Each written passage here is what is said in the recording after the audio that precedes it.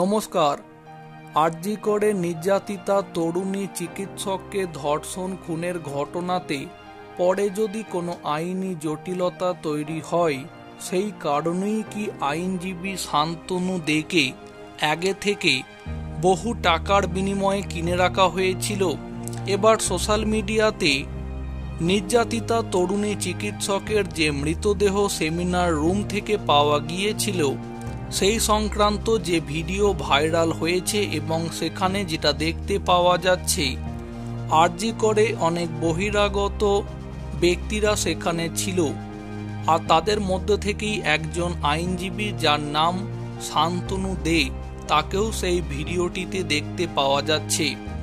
ঘনিষ্ঠ মহল সূত্রে জানতে পারা যাচ্ছে, আইনজীবী শান্তনু দে আরজি করের প্রাক্তন অধ্যক্ষ সন্দীপ ঘোষের অত্যন্ত ঘনিষ্ঠ একজন ব্যক্তি।